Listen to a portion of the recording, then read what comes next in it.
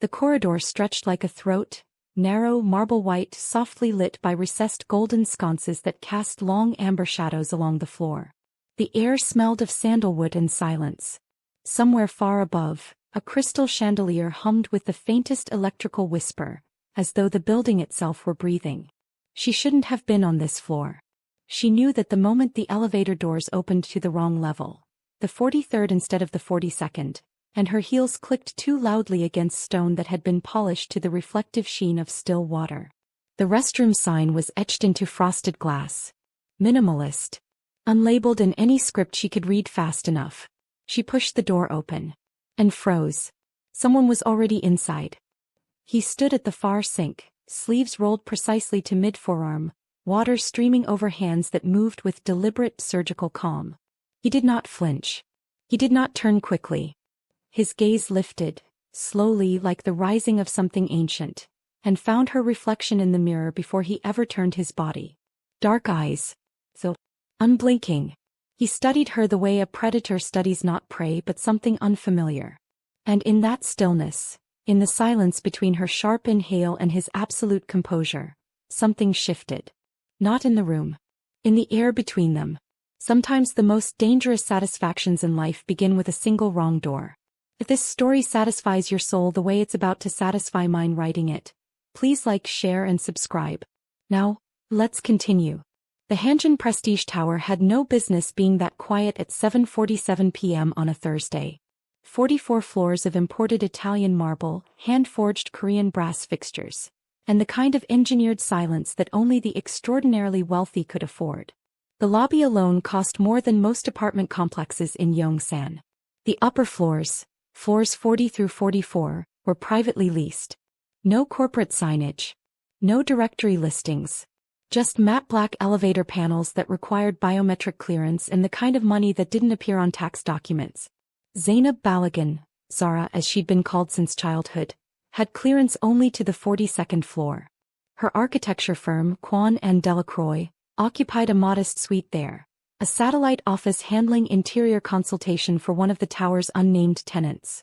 She'd been with the firm for 11 months. Junior architect. The only black woman on a team of 14.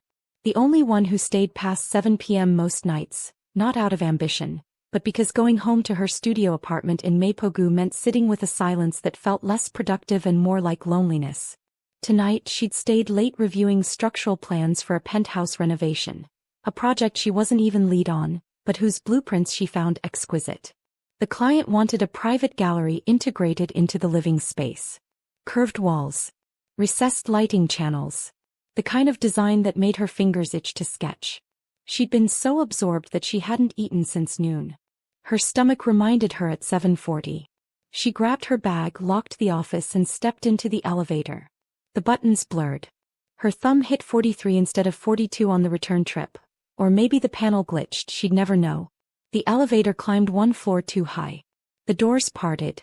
And the hallway that greeted her was different. Not dramatically so, not to a casual eye. But Zara was trained to notice space. The ceiling was 2 inches higher. The sconces were spaced wider apart. The marble was a shade darker, Nero Marquina instead of Calicata. And the air carried a fragrance that didn't come from any ventilation system. It was curated. Intimate. Masculine. She should have stepped back into the elevator. Instead her bladder made the decision for her. She'd been holding it for an hour. The restroom on 42 required a keycard she'd left at her desk. And here, just 20 paces ahead, a frosted glass door stood slightly ajar, warm light spilling from within. She walked toward it. The sign was etched in Korean, with no gender icon, no universal figure, no secondary English label. She didn't read Korean fluently. She read buildings. And this door read restroom. She pushed it open. The interior was absurd. Black granite countertops. Matte gold fixtures. A wall-length mirror framed in brushed steel. 3 sinks, each basin carved from a single block of dark stone. The lighting was warm, not fluorescent, not clinical, but the honeyed amber of a high-end lounge. A faint scent of cedar and black tea lingered in the moisture-heavy air. One of the sinks was running. A man stood before it. His back was partially turned, his frame commanding the space with an effortlessness that suggested he didn't just use rooms, he owned them. Broad-shouldered but lean, the kind of build that spoke of discipline rather than vanity. His charcoal dress shirt was unbuttoned at the collar, sleeves rolled with meticulous precision to the middle of his forearms. And there, beneath the rolled cuffs across his inner wrists and knuckles, ink. Not the scattered, decorative tattoos of trend or impulse. This was irizumi. Traditional. Intentional.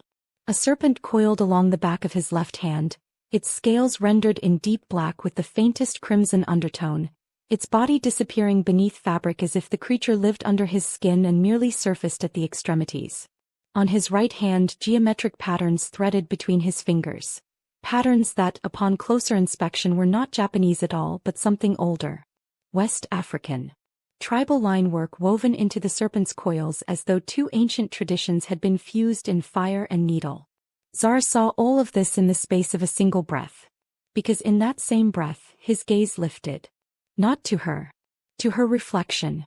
The mirror caught everything, her wide eyes, her parted lips, her fingers still pressed against the door's edge.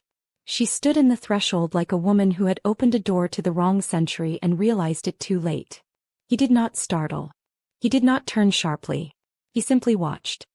His eyes, dark, nearly black, set beneath a brow that could have been carved from the same granite as the countertop, held no surprise. No irritation. No amusement. They held attention. The kind of undivided, unhurried attention that made the oxygen in the room feel rationed. Water continued to stream over his hands. He hadn't moved to turn it off. The silence lasted 3 seconds. Felt like 30. I'm sorry, Zara managed. Her voice came out smaller than she intended. Wrong. I'm on the wrong floor. She stepped back. His gaze didn't release her. It followed, tracking her retreat through the mirror with the patience of something that had never needed to chase. The door swung shut between them. And Zara stood in the corridor, heart hammering, face burning, one hand pressed to her sternum as though trying to physically hold her composure inside her chest. She walked back to the elevator on legs that felt borrowed. She pressed 42. She didn't breathe until the doors closed. Inside the restroom, the water stopped. Kang Ji-won Atakunal lowered his hands slowly. Droplets slid along the serpent inked across his knuckles, pooling briefly in the grooves of the tribal patterns before falling into the basin. He looked at the door. Then at the mirror, at the space where her reflection had been. His jaw shifted. Not in annoyance. In something quieter. Something that hadn't surfaced in years. Curiosity. He reached for the towel. Dried his hands with the same deliberate precision with which he did everything. Then he folded the towel, set it on the counter's edge and straightened his cuffs. Each fold exact, each motion unhurried, covering the ink that had been momentarily exposed. He pulled his phone from his pocket. One tap. One name. Secretary Yoon. The voice on the other end responded in Korean, clipped and immediate. Yes, Chairman. The 42nd floor. Kwon and Delacroix. Pull the employee roster. Everyone currently with active building clearance. A pause. The briefest hesitation of a man trained never to ask why, but who occasionally couldn't help wondering. Tonight, sir. Now. He ended the call. And stood there for a moment longer, alone in the restroom that smelled of cedar and the faintest ghost of shea butter that didn't belong to him. His reflection stared back, sharp jawline, controlled expression, eyes that revealed nothing. But something behind them had shifted. A door had opened. And it wasn't the one she'd walked through. By 9:15 p.m., Secretary Yoon had placed a thin digital dossier on Kang Ji-won's private tablet. He sat in the back seat of a matte black Genesis G90, parked in the sub-basement of the Hanjin Tower. The engine was off. The driver, a broad-shouldered man named Dae-ho who had served the Kang family for 19 years, sat motionless in the front seat, eyes forward, hands on the wheel, waiting for instructions that hadn't come. Ji-won opened the file. Zainab Balagan. Nationality. Nigerian. Age. 26. Position. Junior architect Kwon and Delacroix, Seoul Satellite Office. Visa status. E7 professional. Education. B. Arch University of Lagos. M. Arch partial. Hongik University. Deferred. Emergency contact. None listed. Marital status. Single. Residence. Mapogu Studio 4B Siagangdong. He scrolled. Building access logs. Elevator timestamps. Her clearance was limited to floors 1, 2 and 42. She had no record of ever accessing the 43rd floor. Tonight's elevator log confirmed it. An input anomaly. The panel had registered 43 instead of 42 at 7:44 p.m. A glitch. A one-digit error. He stared at her access photo. It was a standard corporate badge image. Flat lighting, neutral background. But even through the clinical sterility of the format, something came through. Her eyes. Large, dark, slightly upturned at the outer corners. The kind of eyes that absorbed light rather than reflected it. Her skin was deep brown, rich, even-toned, luminous in the way that made the flat lighting of the photo seem inadequate. Her lips were slightly parted as if the photo had been taken mid-breath. Natural hair was pulled back, a few coils escaping near her temples. She looked like someone who had been interrupted. He studied the image for 11 seconds. Then he closed the file. Then he opened it again. Dae-ho. Sir. Take me to Siagangdong. The driver's eyes shifted to the rearview mirror, not in question but in confirmation. The scenic route, sir? The direct one. The car moved through nighttime Seoul like a blade through silk. Smooth, silent, untouchable. Neon reflections slid across the tinted windows in ribbons of pink and blue. The streets below Namsan were still busy, but inside the Genesis, there was only the hum of climate-controlled air and the silence of a man who had built an empire on saying less than everyone around him. Kang Ji-won Adekunal was not a man who indulged in impulse. He was the son of Kang Tae-hyun, a second-generation Korean-born industrialist whose legitimate shipping empire had concealed one of the most sophisticated criminal logistics networks in East Asia. His mother, Adunni Adekunal, was the daughter of a Lagos oil dynasty with its own shadows. Their marriage had been strategic. Their son had been engineered. Ji-won was raised in two worlds that shared only one principle. Power is not taken. It is inherited, refined, and enforced. By 15 he understood leverage. By 20 he understood silence. By 25, after his father's assassination in a Busan port warehouse and his mother's quiet retreat to a compound outside Ibadan, he understood that love was a transaction, and the cost was always too high. He took the empire. Both sides. Korean and Nigerian. He merged them not through force but through architecture. Restructuring supply chains, eliminating redundancies, converting rivals into subsidiaries. Within 5 years the Kang Syndicate operated across 14 countries. Pharmaceuticals. Real estate. Private security. Rare minerals. Art. The legitimate businesses were flawless. The illegitimate ones were invisible. Ji-won was both. He appeared in no photographs that weren't controlled. He attended no events that weren't curated. His name appeared on corporate registries buried under 3 layers of holding companies. The few journalists who'd tried to profile him had been met not with threats, but with the total absence of information, as though the man simply didn't exist on paper. And yet in certain rooms, in the back offices of Gangnam nightclubs, in private suites in Lagos's Victoria Island, in quiet government chambers in both Seoul and Abuja, his name moved like smoke. Kang Ji-won. The silent sovereign.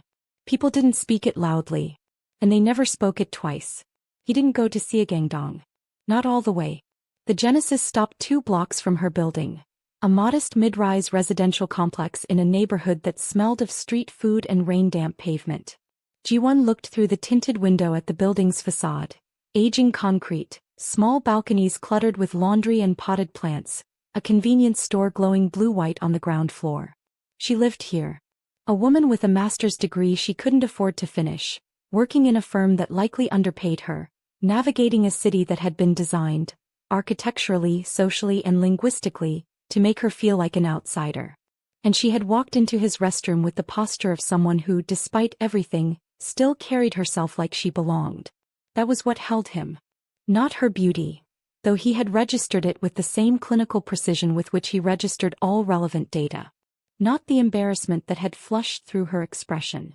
Not even the way she had said wrong floor, as though apologizing for her own existence in a space that had never invited her.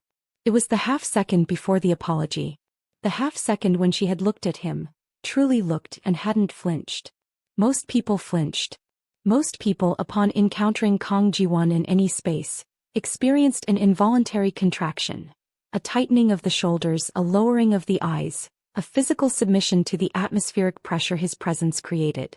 It was not something he cultivated consciously.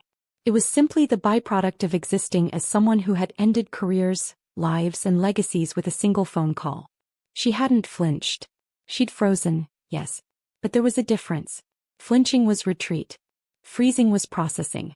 She had been taking him in. Reading the room, the space, the light, the architecture of the moment, the way someone trained in design reads environments instinctively. She had seen him. Not his power. Not his danger. Him. And that singular accidental act of genuine perception was more dangerous than she could possibly understand. Dae-ho. Sir. Home. The car pulled away. Ji-won didn't look back at the building. He didn't need to. He'd already memorized it. 3 days passed. Sir didn't think about the man in the restroom. That was the lie she told herself each morning while brushing her teeth, each afternoon while reviewing elevation drawings, each night while lying in bed staring at the ceiling of her studio apartment where a hairline crack ran from the light fixture to the corner like a river on a map to nowhere. She thought about him constantly. Not romantically, she was disciplined enough or perhaps frightened enough to avoid that indulgence. She thought about him the way one thinks about a near-miss accident. The jolt of adrenaline that lingers. The phantom sensation of almost impact. The way the body keeps replaying the moment, rehearsing what it would have done differently, as though preparing for a recurrence it simultaneously dreads and, impossibly, irrationally, wants. She thought about his hands. The water. The way his fingers had moved beneath the stream with the precision of a surgeon or a sculptor. Someone whose hands were instruments, not appendages. The serpent on his knuckles. The geometric patterns. She'd sketched them from memory twice in the margins of her project notebook, then scribbled over them with frustration. She thought about his eyes. And the way they'd found her in the mirror before turning, as if he'd known she was there before the door had opened. As if he'd been waiting. That thought she buried deepest.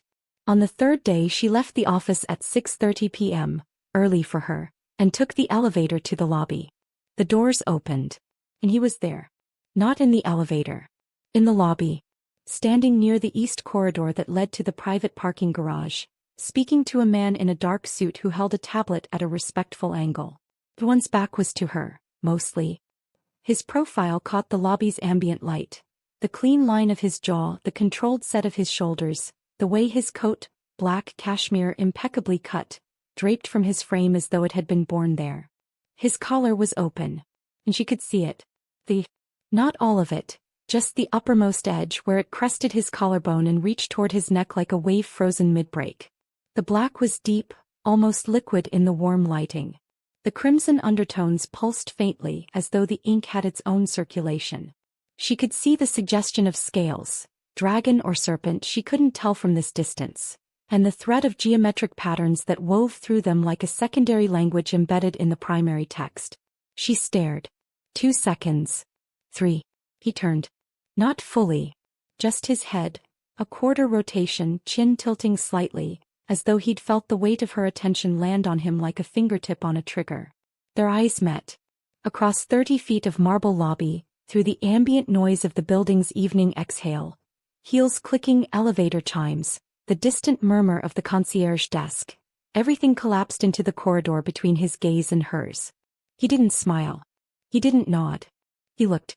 And in that look was something that made her stomach drop, not with fear exactly, but with the sickening recognition that she had been seen. Fully. Completely. By someone who made seeing feel like possession. She broke the gaze first. Turned. Walked toward the main exit. Pushed through the glass doors into the humid Seoul evening. Behind her, the man with the tablet was still speaking. Ji-won was no longer listening. Later that night, in the private study of his Hanam-dong residence, a converted hanok compound modernized with floor-to-ceiling glass and soundproofed walls, Ji-won sat in a leather chair and watched security footage on a wall-mounted screen. The lobby camera had captured everything. Her exit from the elevator. The slight adjustment of her bag strap. The way her eyes had scanned the space. Architect's habit reading the room and landed on him. He rewound. Watched her eyes find his collar. Traced the D. He rewound again. Watched her pupils dilate. Barely, but the resolution was extraordinary and he had always been meticulous about his surveillance equipment. Her lips had parted. A fraction of a centimeter. The same micro-expression from the restroom. Not shock. Not attraction precisely. Recognition. As though she had encountered something her conscious mind rejected but her body understood. He paused the footage on her face. Studied it the way he studied contracts. Line by line, clause by clause. Searching for the hidden terms, the contingencies, the clauses that would determine the cost of engagement. She was beautiful. He allowed himself that assessment now in the privacy of his study, where no one could see him allowing it. Her beauty was not the constructed, optimized variety he encountered in the women who orbited his world. The socialites, the escorts, the daughters of allies and rivals who were presented to him at galas like offerings at an altar. Her beauty was structural, architectural. It was in the geometry of her face. The high cheekbones, the strong brow, the full lips that moved between vulnerability and determination like a needle between compass points. It was in the way she held her body, upright but not rigid, present but slightly guarded, as though she'd learned to take up space while simultaneously apologizing for it. He despised that apology. Not because it was weak. Because it had been taught to her by a world that had no right to demand it. He turned off the screen. Sat in the dark.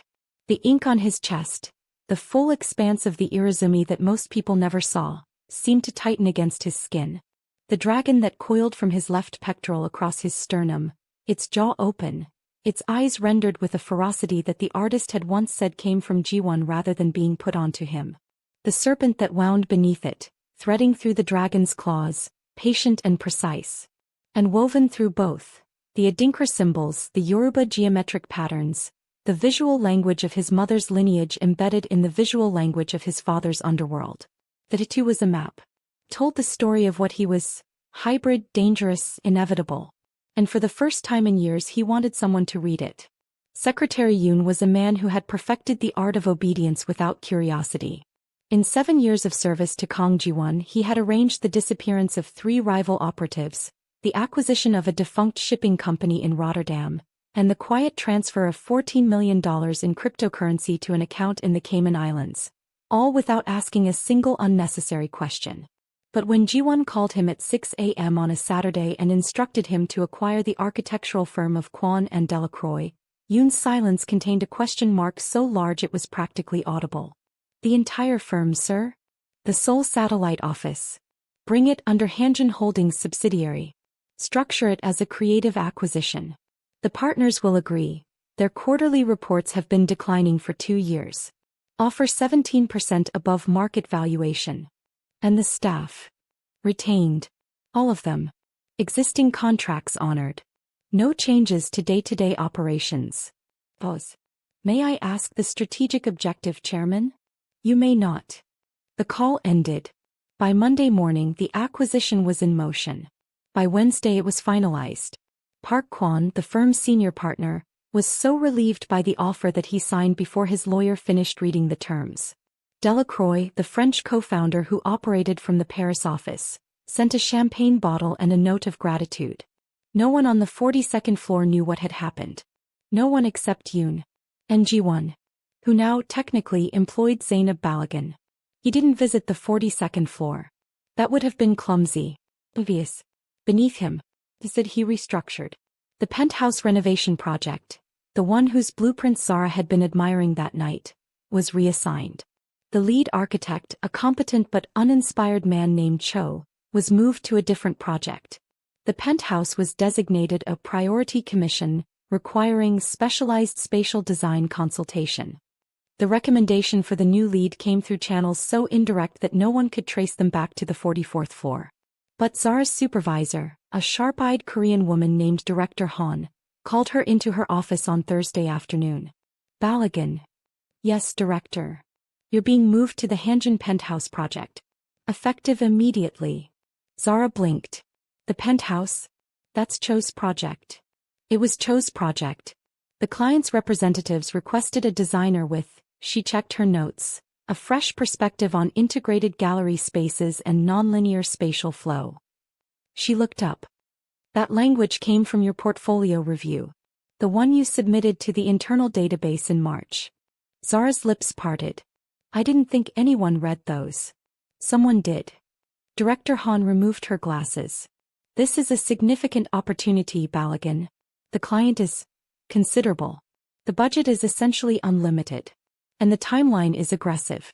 You'll have full design authority, but you'll also have direct client consultations. The first one is scheduled for next Tuesday. Conference room on the 43rd floor.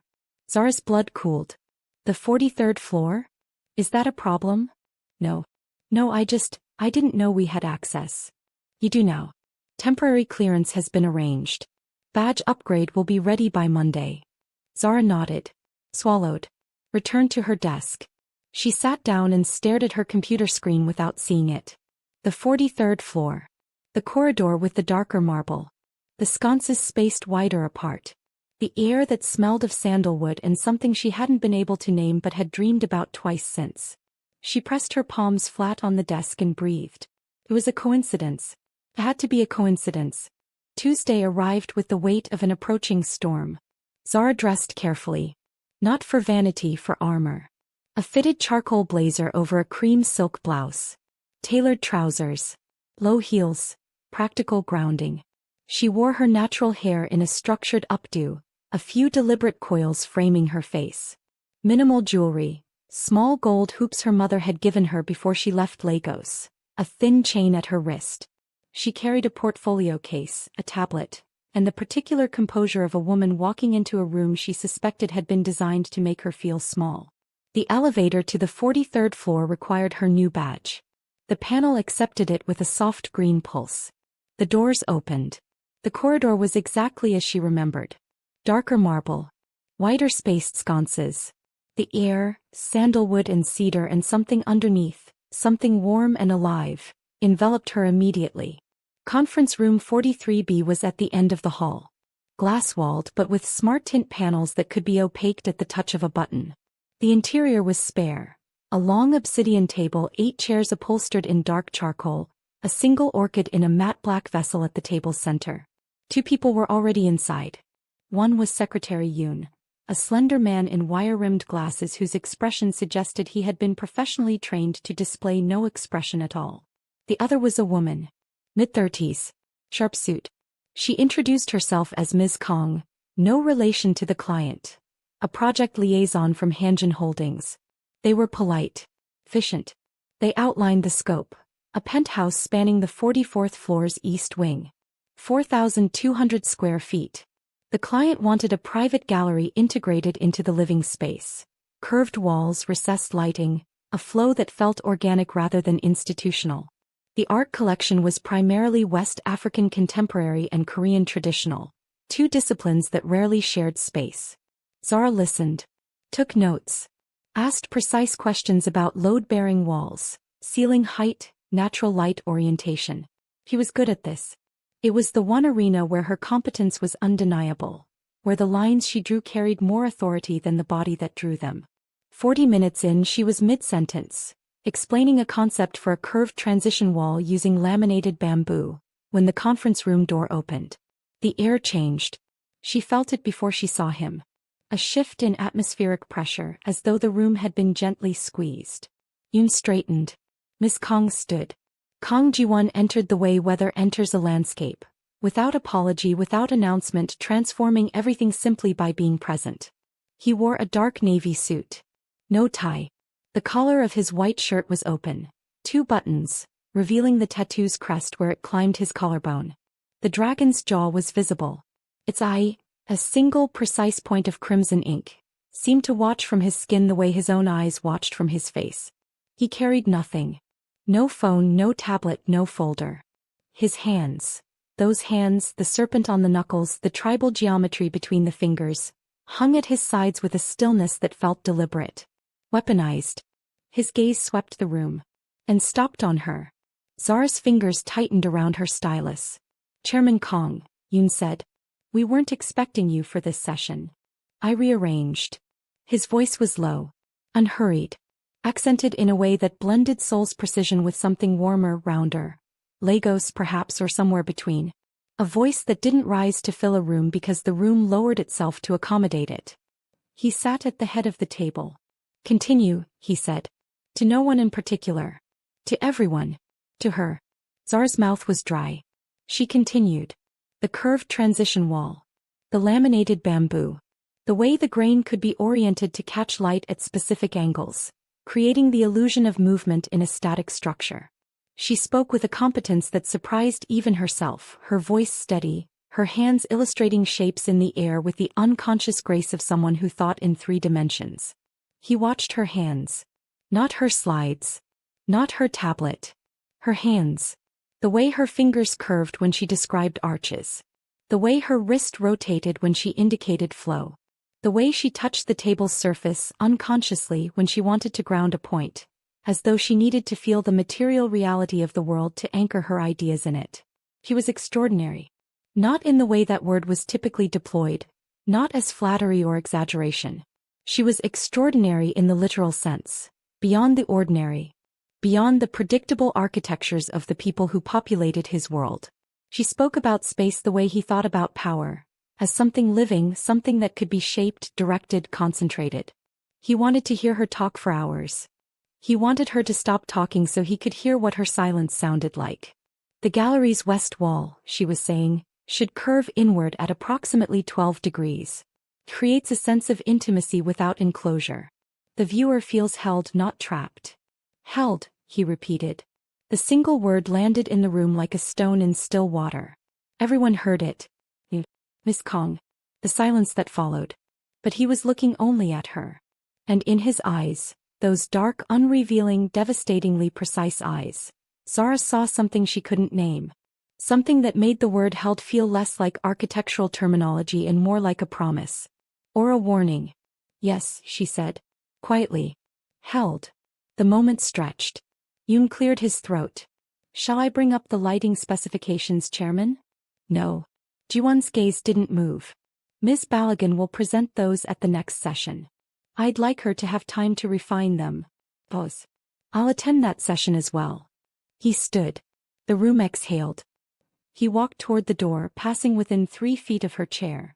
Close enough that she caught his scent.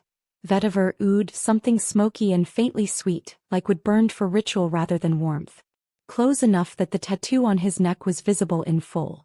The dragon's upper coils, the scales rendered with a depth that made them seem 3-dimensional, the crimson undertones pulsing like a second pulse beneath his skin. He paused. Not obviously. Not dramatically. Just a half-step's hesitation, the kind of micro-pause that only someone watching very carefully would notice. She was watching very carefully. Your design instincts are exceptional, Ms. Balogun, he said without turning. The client is fortunate. Then he was gone. The door closed. The air returned to normal. Zara sat very still. Under the table, her hands were shaking. He attended every session. This was unusual according to Ms. Kong, who mentioned it to Yoon, who mentioned it to no one because he knew better. Clients, especially clients of this caliber, did not attend design consultations. They sent representatives. They reviewed presentations remotely. They communicated through intermediaries stacked like nesting dolls, each layer adding distance between the client's desires and the designer's interpretation. Kong Ji-won attended in person. Every Tuesday. Every Thursday. He sat at the head of the table. He said little. He watched. Specifically, he watched Zara. He watched the way she presented. Standing, always, never sitting, her body oriented toward the projected images with the focus of someone who lived inside her work. He watched her argue, gently but firmly, with Ms. Kong about material choices. He watched her correct Yoon's measurements without condescension, pointing to the blueprint with a pencil she kept behind her ear when she wasn't using it. He watched her push a coil of hair behind her ear when she was concentrating. He watched her bite the inside of her lower lip when she was uncertain. He watched her hands. Always her hands. In the second week he arrived early. Zara was already in the conference room setting up. She hadn't heard the door. She was humming. Something low and warm. A melody that didn't belong to any genre he recognized. Something that sounded like it came from a kitchen in Lagos where a mother cooked and a child sat on the counter swinging her legs. He stood in the doorway and listened. She turned. Saw him. Stopped humming. Chairman Kong. I didn't. The session isn't for another 20 minutes. I'm aware. Silence. He stepped inside. Closed the door behind him. The smart tint panels opaqued automatically. A setting Yoon had configured, though Zara didn't know that. They were alone. The room was smaller without witnesses. The orchid on the table seemed more vivid. The air between them contracted. You were humming, he said. It wasn't a question. It was an observation delivered with the same weight as a verdict. A habit, she said. I hum when I'm setting up. It helps me think about flow. Flow. Spatial flow. The way a room moves a person through it. And what does the humming tell you? She hesitated. No one had ever asked her that. It tells me, if the space has rhythm. Good architecture has rhythm. Like music. You should be able to feel the beat of a room, where it wants you to pause, where it wants you to move. He was quiet for a moment. Hum the rest. What? The song. You stopped. I'd like to hear the rest. Her lips parted. Closed. She studied him.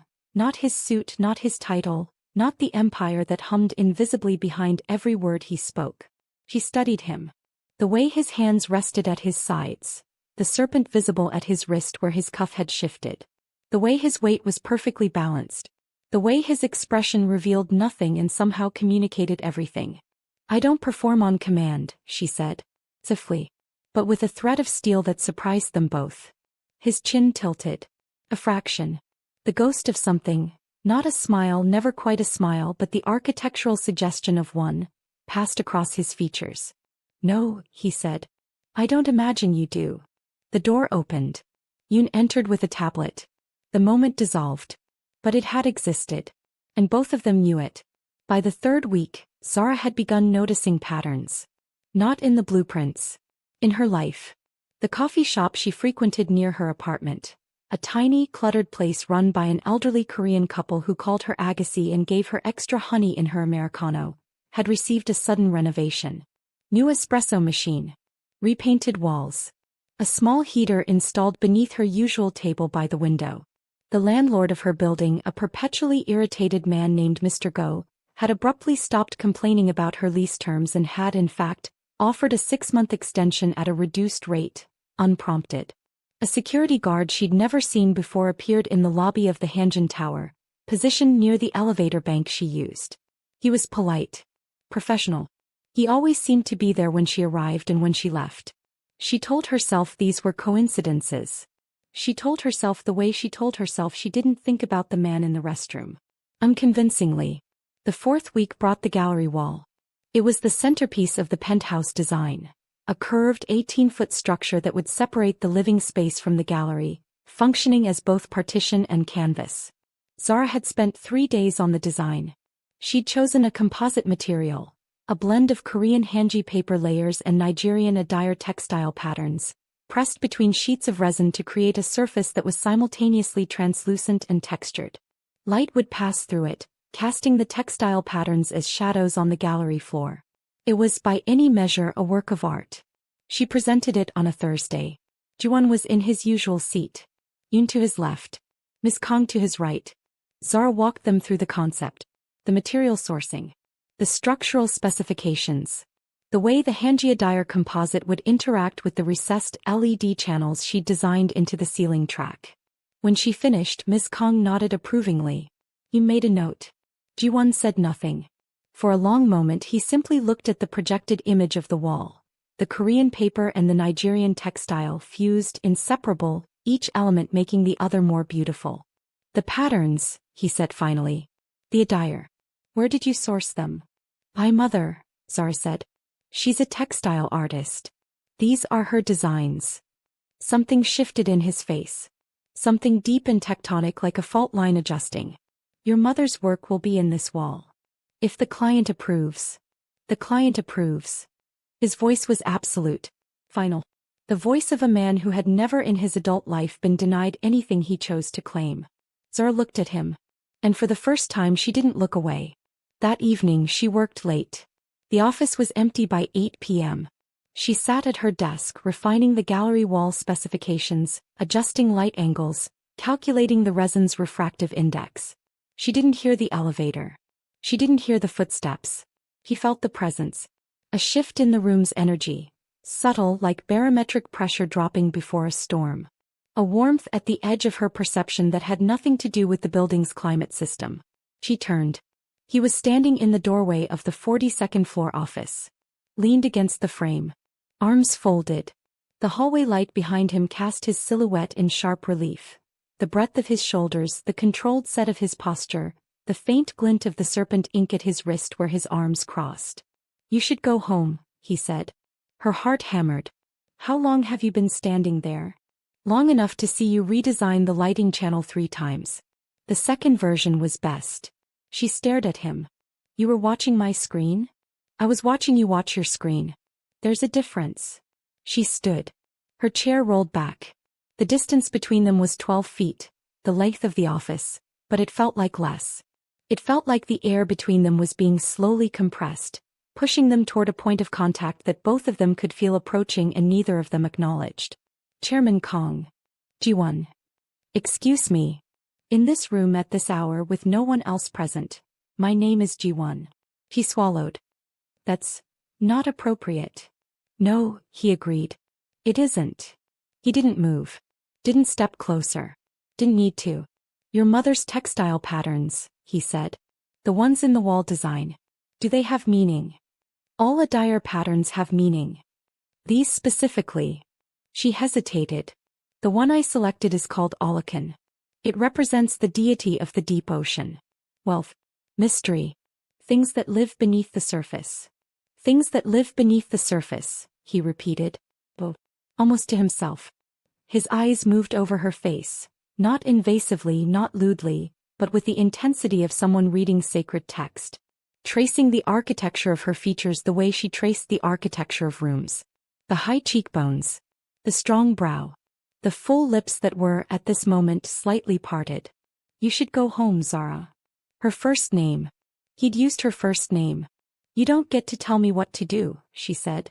But her voice was quiet. And the words came out less like defiance and more like a door being held open, just a crack, to see what would come through. "No," he said again. "I don't." He straightened from the doorframe. Turned. Paused. "Lock the door behind you when you leave. The security detail will walk you to your car." "I don't have a car."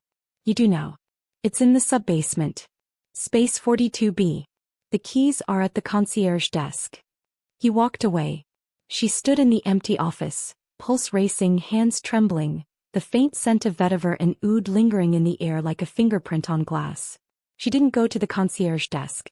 She didn't take the car.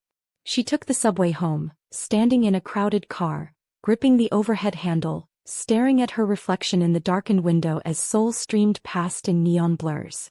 And in the reflection she could have sworn, just for a moment, she saw dark eyes watching her from a distance that physics could not explain.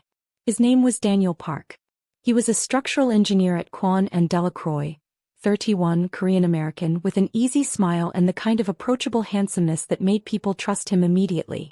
He'd been assigned to the Hanjin Penthouse project as the structural consultant, working alongside Zara to ensure her more ambitious design choices were, in his words, architecturally feasible and not just beautifully insane.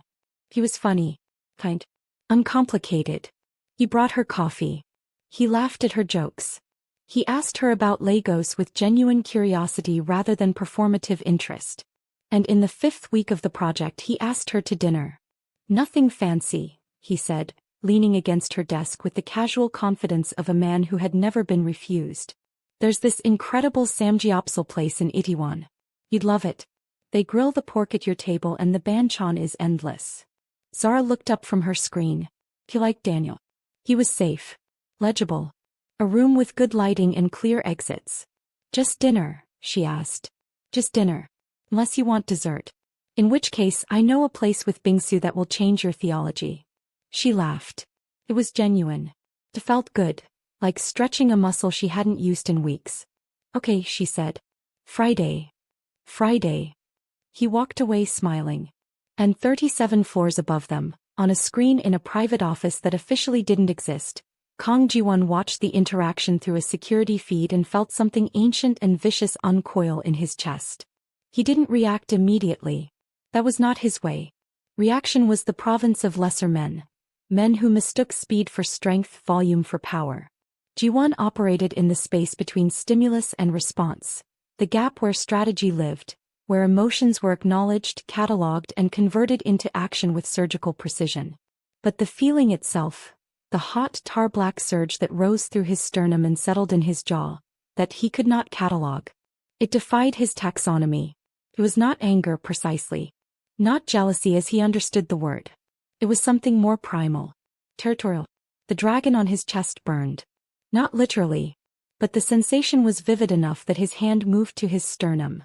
An unconscious gesture, the first uncontrolled movement his body had made in longer than he could remember. He watched the footage again. Daniel leaning on her desk. Zara laughing. The easy, sunlit quality of their interaction.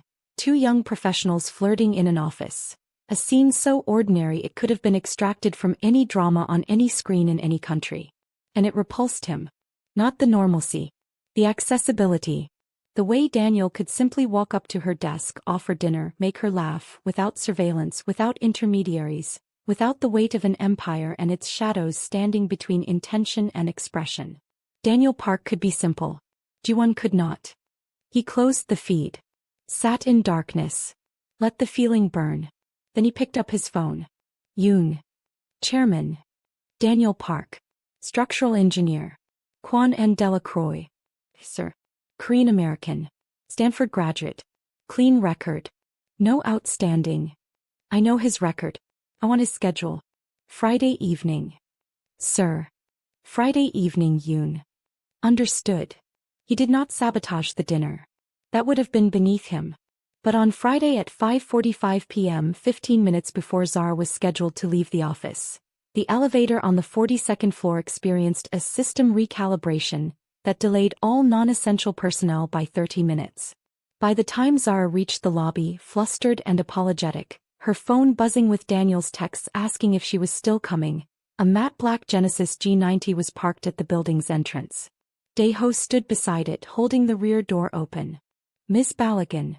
Chairman Kong has requested a brief meeting regarding the gallery wall specifications. He's asked me to drive you to the site. Now. Zara checked her phone. Daniel's latest text. No worries, I'll grab us a table. Take your time. The chairman indicated it was time-sensitive. 30 minutes at most. She looked at the car. At the tinted windows that revealed nothing. At the open door that felt less like an invitation and more like a mouth. He should have said no. She should have texted Daniel, gotten in a taxi, gone to Itaewon, eaten pork grilled at the table and bingsu that changed her theology. He got in the car. He wasn't at the site. The penthouse was empty. A vast, unfinished space on the 44th floor, stripped to its bones, concrete and steel and the skeletal framework of what would become, under her hands, something beautiful. The floor-to-ceiling windows offered a panoramic view of Seoul at dusk. The city spread below like a circuit board, millions of lights flickering to life as the sun bled out along the horizon. She stood at the window, portfolio case in hand, waiting. 5 minutes. 10. She heard him before she saw him. Not his footsteps, he moved too quietly for that. She heard the absence of sound. The way the ambient noise of the building, the distant hum of ventilation, the settling of steel, seemed to pull back, retreat, make space for his presence. She turned.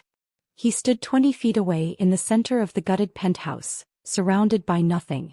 No furniture. No artifice.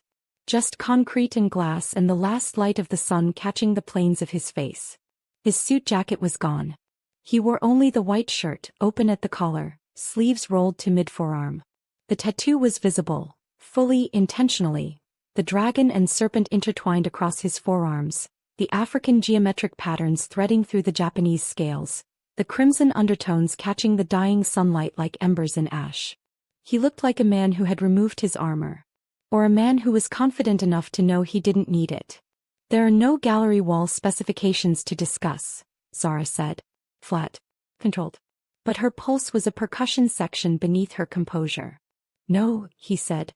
Then why am I here? He didn't answer immediately. He walked, slowly, each step measured, deliberate, toward the window. Toward her. Not directly. At an angle. The way one approaches something wild that might bolt. He stopped 6 feet away. Close enough that she could smell him. Vetiver and oud always. but far enough that the space between them remained a choice rather than an imposition. Who is Daniel Park to you? The question landed like a blade on marble. Clean. Precise. Unmistakable. Zara's eyes widened, then narrowed. How do you know about Daniel? I know about everything that happens in my building, Zara. That is not an exaggeration. It is not a boast. It is a fact that you need to understand. He's a colleague. He asked you to dinner. That's none of your business. Everything about you, he said quietly, has become my business. The words hung in the air between them, suspended in the dying light like dust motes. They were not romantic. They were not tender. They were a declaration of territorial claim, spoken with the calm certainty of a man who had never distinguished between wanting something and owning it. Zara's hands tightened on her portfolio case. You don't own me. No. You don't get to monitor who I have dinner with. No. Then what is this? What are you doing?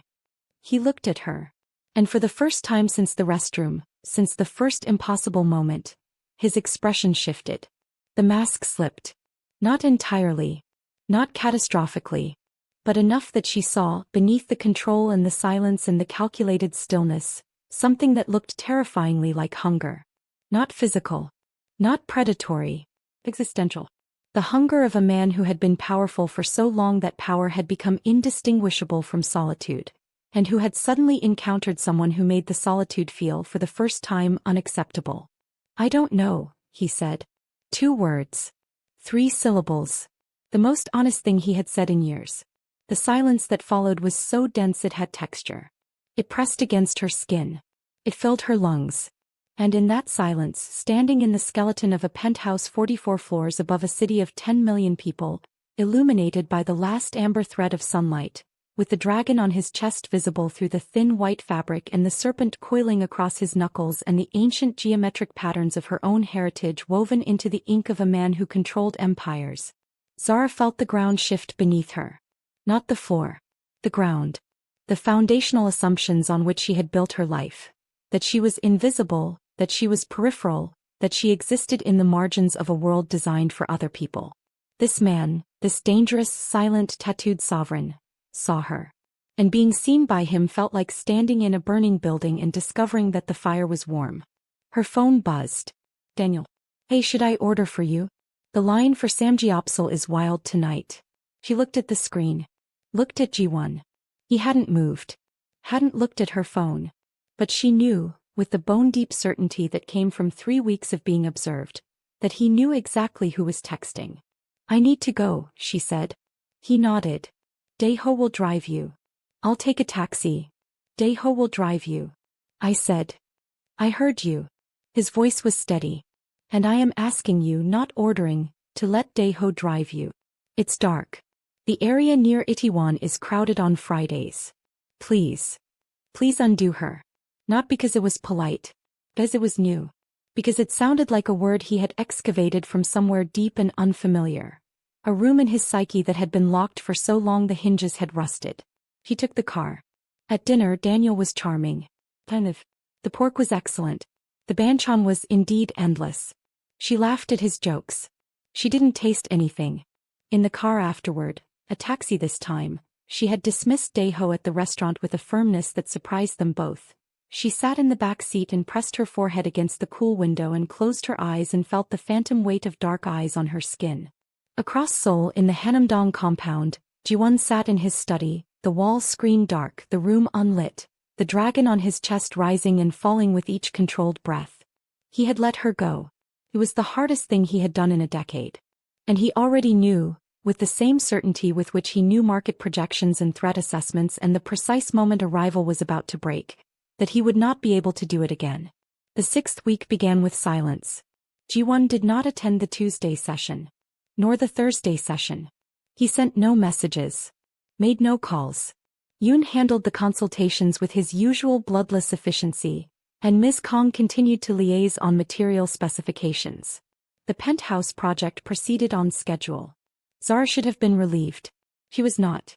His absence was louder than his presence. It filled the conference room like a negative space, the architectural equivalent of a load-bearing wall that had been removed, leaving the structure standing but subtly, dangerously unsound. She caught herself looking at the chair where he sat. Caught herself listening for the atmospheric shift that preceded his arrival. Caught herself once humming the melody he'd asked her to finish, the one from her mother's kitchen, and stopping mid-note with a sharpness that drew a concerned glance from Ms. Kong. "Are you all right, Miss Balogun?" "Fine. Just lost the thread." She went home that night and sat on the floor of her studio apartment with her back against the wall and her knees drawn up and her phone in her hands, scrolling through nothing, looking for something she couldn't name. The apartment felt too quiet. It had always been quiet. But now the quiet had a shape. A silhouette. The outline of a man who stood in doorways and spoke in low frequencies and wore his heritage on his skin like a cartography of power and pain. She pressed her palms over her eyes. "What are you doing?" she whispered to herself. "What are you doing?" On Friday, Daniel asked her to dinner again. He said yes. This time it was a rooftop bar in Gangnam. Sleek, glass-walled, with a view of the Lotte Tower that turned the skyline into a cathedral of light. Daniel wore a navy blazer and a smile that reached his eyes and ordered her a cocktail before she sat down. They talked about architecture. About Lagos. About his parents in California and her mother's textile studio in Surulere. He was warm and open and everything that a safe choice should be. At 9:15 p.m. he reached across the table and touched her hand. "I like you, Zara," he said. Simple. Direct. A room with good lighting and clearly marked exits. She looked at his hand on hers. Kind. Uncomplicated. A hand that had never worn serpent ink or tribal geometry. A hand that didn't carry the weight of empires in its stillness. "I like you too, Daniel." He meant it. But the words felt like they belonged to a language she was forgetting. At 9:17 p.m. the bar's ambient music shifted. The lighting changed. A subtle dimming that the staff attributed to a programmed evening setting. At 9:18 p.m., a new presence entered the rooftop. Zara didn't see him enter. He didn't need to. The room changed. Conversations dipped. Postures adjusted. The bartender straightened. A waitress smoothed her apron. The atmospheric pressure shifted with the precision of a weather system making landfall. She turned. Kang Ji-won stood near the entrance, flanked by two men who were not so much bodyguards as architecture, living walls of controlled muscle and expressionless vigilance. He wore black. All black. The suit, the shirt, the shoes, all variants of the same midnight palette, broken only by the tattoo that climbed his neck and the faint crimson undertone that pulsed at his collar like a secondary heartbeat. He was not looking at her. He was looking at Daniel's hand on hers. And in his eyes, those dark, unrevealing, precision-engineered eyes, something ancient and terrible was awake. Daniel, oblivious, continued talking.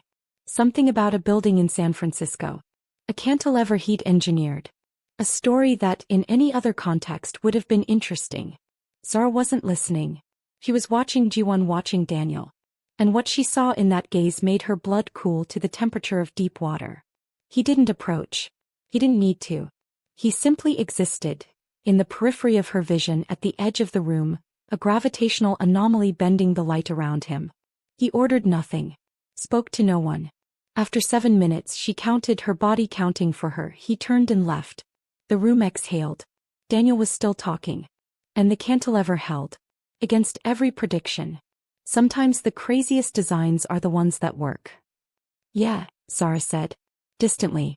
"Sometimes." She excused herself 5 minutes later. Headache. Early morning. She hugged Daniel at the curb, a brief, friendly embrace, and got into a taxi. In the back seat she trembled. Not with fear. With the terrifying recognition that the most dangerous room she'd ever entered had no walls, no doors, no exits. It had a name. And it was Ji-won. She went to his office. It was Monday morning. 8:15 a.m. The 43rd floor was empty except for the scent of sandalwood and the security guard who let her pass without question. Because she now understood he had been instructed to let her pass. Always. The door at the end of the corridor was unmarked. Dark wood. Heavy. She knocked once. "Come." She entered.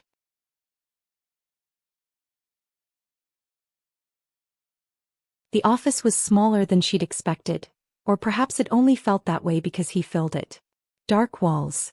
A single window, floor to ceiling, offering a view of the Han River under morning clouds. A desk, black, massive, uncluttered, behind which he sat with the stillness of carved stone. He looked up from a document. His expression didn't change. But his eyes did something she hadn't seen before. They softened.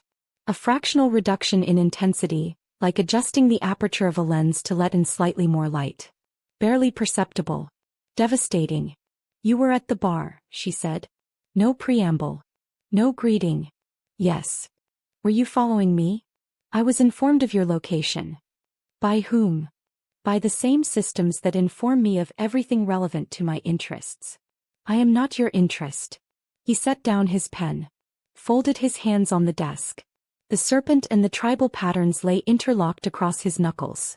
A visual thesis on the marriage of patience and power. "You are the only thing in my life," he said, "that I cannot predict. You are the only person who has entered a room I occupied and looked at me as though I were human. Not a title. Not a threat. Not a transaction. Human." He paused. "Do you understand how dangerous that makes you?" Her breath caught. Dangerous to whom? To me. She came to confront him. He confessed something no empire, no bodyguard, no tattoo could protect him from: vulnerability. But Zara doesn't know what she's standing in the middle of. She doesn't know about the men who want him dead. She doesn't know about the deal collapsing in Lagos. She doesn't know that the man sitting behind that desk, the silent sovereign, the dragon and the serpent, has just made her the most protected and the most endangered woman in Seoul. And she doesn't know that someone is already watching. Not him. Her. The silence after his confession held the room like a closed fist. Zara stood 3 paces from his desk, her portfolio case forgotten at her side, her fingers curled into her palms so tightly that the crescents of her nails would leave marks she wouldn't notice until hours later.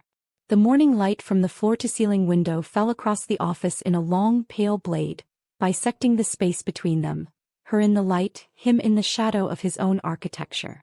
Dangerous to me. 3 words. And in them, an entire continent of meaning she wasn't equipped to navigate. She had prepared for this confrontation. In the taxi on the way over, she had rehearsed sentences. Boundaries. The clean, professional language of a woman drawing lines in permanent ink. "This is inappropriate. You are a client. I will not be surveilled. I will not be managed. I will not be claimed." But he hadn't claimed her. He had confessed to her. And confession, she was learning, was a weapon far more disarming than command. "You can't say things like that to me," she said. Her voice was steady. Almost. "Why not?" "Because they're not, because this isn't." She stopped. Started again. "Because I'm a junior architect working on your penthouse and you are, whatever you are. And the distance between those 2 things is not a gap. It's a canyon. And I don't have the equipment to cross it." He regarded her. That unhurried, consuming regard that made her feel simultaneously visible and exposed, like a building stripped to its framework, every beam and joint on display. "You're afraid," he said. Not unkindly. "I'm rational. Those are not mutually exclusive." She exhaled sharply. "What do you want from me? Honestly. Without the cars and the security details and the building acquisitions and the showing up at bars where I'm having dinner. What do you actually want?" He stood. The movement was slow, deliberate as all his movements were, but it shifted the room's center of gravity. Behind the desk he had been contained. Bounded. Standing he was something else entirely. The white shirt pulled across his chest and through the fabric translucent in the morning light, the full topography of the Irizumi was visible. The dragon's coils across his pectorals. The serpent threading beneath. The Adinkra symbols and Yoruba geometric patterns woven through both. A visual language that spoke of 2 bloodlines merged in ink and intention. He moved around the desk. Not toward her. To the side. To the window. He stood in the light she had occupied and let it fall across him, and in that light, the tattoo's crimson undertones surfaced like blood beneath water. "I want to understand," he said, "why the sound of your voice makes the silence I've lived in for 15 years feel like something I chose rather than something I am." Her chest ached. Not from fear. From the precision of the wound. "That's not an answer," she whispered. "That's a poem. They're the same thing for me." She closed her eyes. The room swam behind her lids, dark wood, pale light, the outline of a man who contained multitudes and revealed fractions. "I need to go," she said. "I need to go to my desk and do my work and pretend this conversation didn't happen." "You could do that." "I'm going to do that." She picked up her portfolio case, turned toward the door. "Zara." She stopped. Hand on the handle. "The Penthouse project will be completed in 3 weeks," he said. "After that, there will be no professional reason for us to occupy the same building. No consultations. No sessions. No justifiable proximity." She didn't turn around. "If you walk through that door right now and decide that this, whatever this is, ends with the project, I will respect that. Completely. You will never see the security detail again. The car will be returned. Your building lease will revert to its original terms. Every trace of my presence in your life will be removed." His voice was measured, controlled. The voice of a man who had negotiated with governments and crime syndicates and the brutal mathematics of survival. But underneath it, deep, almost subterranean, she heard something break. "But if there is any part of you," he continued, "that wants to know what this is, what it could be, then I am asking you. Not telling. Asking. Stay." The word hung between them like a held breath. She didn't turn around. She opened the door. She walked through it.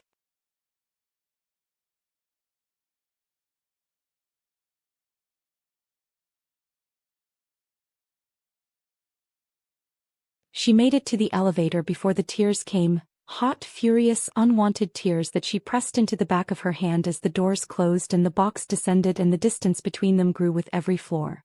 She was not crying because he had frightened her. She was crying because he hadn't. 6,000 miles away, in a compound on the outskirts of Lagos, a phone rang. The man who answered it was not important by himself. He was important because of who employed him. A rival syndicate leader named Emeka Osei, whose operations in West Africa had been systematically dismantled by the Kong network over the previous 3 years. Osei was a man who believed in leverage. Not the sophisticated structural leverage that G1 employed, the kind that dissolved competitors through economic pressure and institutional capture, but the older, crueler kind. The kind that involved finding what a powerful man loved and threatening to destroy it. The phone call was brief. "The Korean. He has a weakness." "He has no weakness. We've been looking for 5 years. He has one now. A woman. Nigerian. In Seoul. An architect." Silence on the line. "How do you know?" "Because he did something he's never done before. He bought a company to be near her. He reassigned a project to give her access. He deployed personal security without a threat assessment. He is behaving irrationally. And irrational men make mistakes." More silence. "Get me everything on her. Already in progress." The call ended. In the Lagos heat, cicadas screamed. Back in Seoul, Zara tried to return to normal. Normal was her desk on the 42nd floor. Normal was the gallery wall specifications and the lighting channel calculations and the material samples that arrived daily from suppliers in Jeonju and Lagos. Normal was Daniel Park, who texted her every evening with the reliable warmth of a man who didn't know he was competing with a ghost. She went to dinner with Daniel again on Wednesday. A quiet kalguksu place in Yuljiro, steamy and loud and comfortingly ordinary. He talked about his family's trip to Jeju.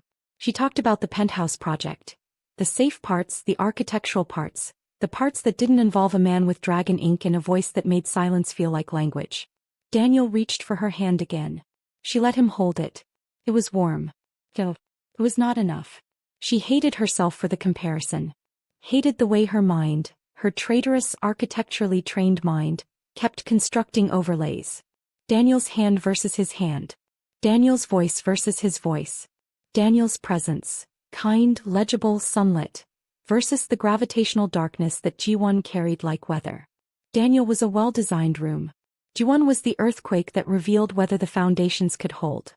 "You're somewhere else tonight," Daniel said. Gently. Without accusation. "Sorry. The project. It's a lot. The mysterious client?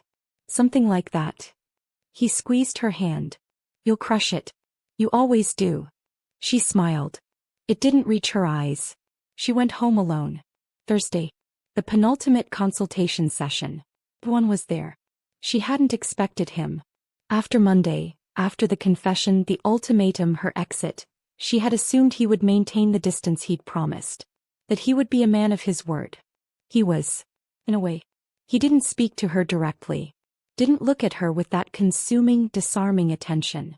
He sat at the head of the table, reviewed the material samples Yoon presented, approved the timeline Ms. Kong outlined, and conducted himself with the immaculate professionalism of a client who had no personal interest in his architect whatsoever. It was devastating. Because she could feel the effort. The way his gaze would track toward her and then, deliberately, muscularly, redirect. The way his hand tightened on the pen when she spoke, the serpent ink flexing across his knuckles as though the tattoo itself were straining. The way his jaw set when she referenced the gallery wall. Their wall, the one with her mother's patterns, the one he had approved without hesitation, as though the memory of that moment was a splinter he couldn't extract. He was keeping his word. He was letting her go. And it was destroying him. She saw it in the microfractures of his composure, the architectural equivalent of hairline cracks in a load-bearing wall. Invisible to the untrained eye. But she was trained. She read structures. She read the stress points where weight exceeded capacity. She read the places where something beautiful was about to break. The session ended at 4 p.m. Everyone filed out. Miss Kong. The assistants. Zara lingered. Pretended to reorganize her portfolio. Waited until the room was empty. He was still seated. Still holding the pen. Still not looking at her. You're keeping your word, she said. Yes. It's killing you. Pause. Longer than any pause she'd heard from him. Yes. She sat down. Not at her usual place. The middle of the table, professionally distanced. She sat in the chair directly to his left. Close enough to see the crimson pulse in the dragon's eye at his collar. Close enough to smell vetiver and oud and the faintest trace of something she now recognized as black tea. His morning drink she'd learned from overhearing Yoon's orders. Tell me something true, she said. Something that isn't about wanting me or watching me or knowing where I am. Something about you. He set down the pen. For a moment she thought he would refuse.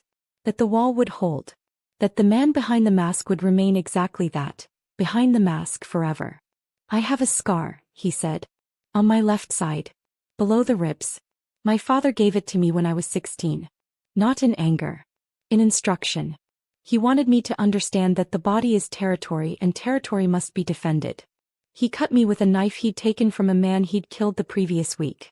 Then he cleaned the wound himself. Dressed it. Told me that love and violence are the same language, spoken at different volumes.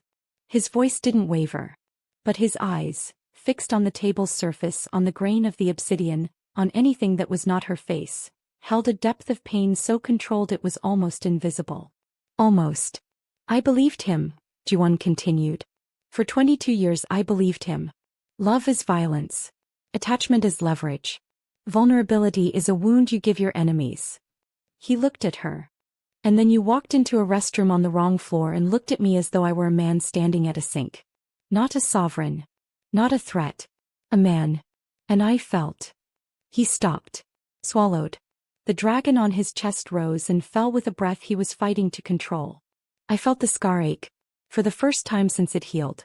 As though my body was remembering a wound my mind had sealed over.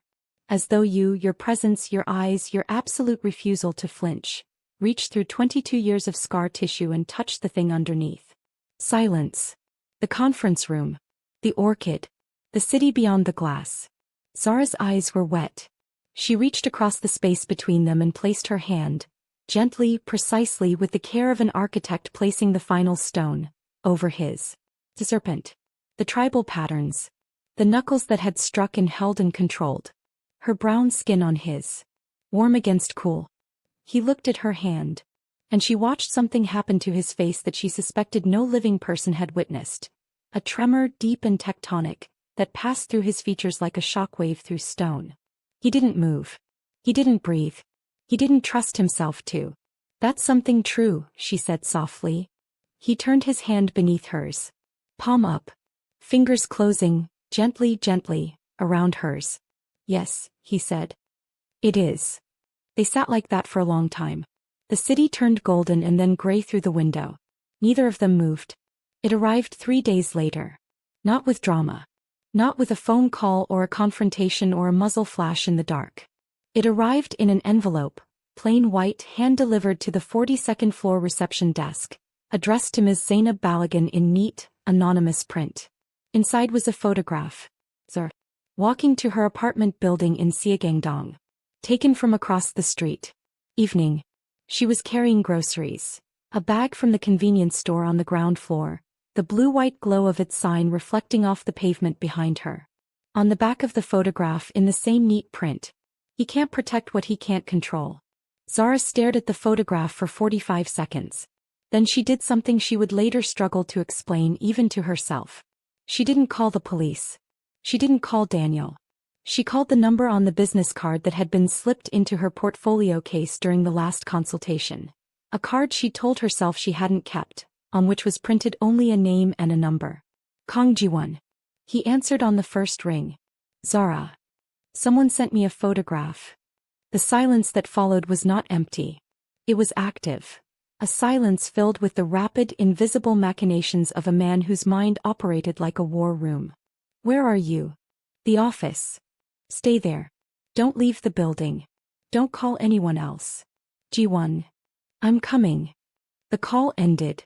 7 minutes later, a commute that should have taken 20, he was on the 42nd floor. He didn't use the elevator.